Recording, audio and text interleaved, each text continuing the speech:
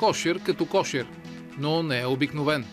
И не заради специалните видеоефекти, а заради едно малко приспособление.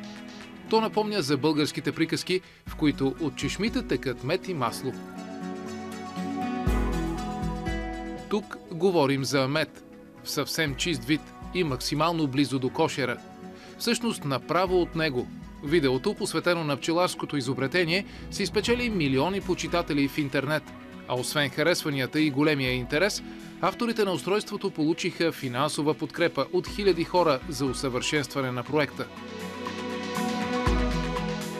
Ето ги баща и син, Сидър и Стюарт Андерсън. Двама австралийци, които са на път да спестят много тревоги и тормоз на пчелите, а и на пчеларите. Влезе ли уредът им в масова употреба, вече няма да е нужно хората да навличат предпазни костюми, да опушват кошерите, да вадят питите, да отделят пчелите от тях, да пренасят кутиите, да остъргват питите и да извличат меда от килийките. Няма да е нужно и да подготвят кошерите за следващия подобен сеанс. Как да се избегне всичко това? Как да се добиват повече от 20 кг от кошер направо в буркани? Ето как. Изобретателите разчитат на усърдието, с което пчелите запълват всяка килийка с мед. Само че в тази пита килийките са подвижни. Разработената от австралийските пчелари технология позволява нивото на запълване да се наблюдава без отваряне на кошера.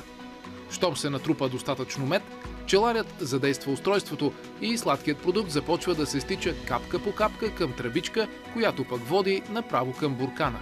Или пък по желание направо към филийка. Технологията е разработвана в продължение на няколко години. След опити в Австралия и в други страни по света, изобретателите са стигнали до този изчистен модел на кошер с най-добри показатели. За масовото производство обаче били нужни по-големи инвестиции. За да си ги набавят, Сидър и Стюарт потърсили подкрепата на съмишленици в социалните мрежи и открили повече отколкото очаквали. Проведените опити по света донесли много добри отзиви, дори и сред най-скептично настроените пчелари.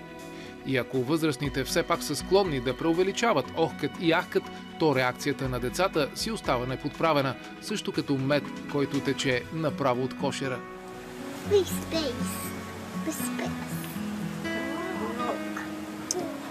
Honey.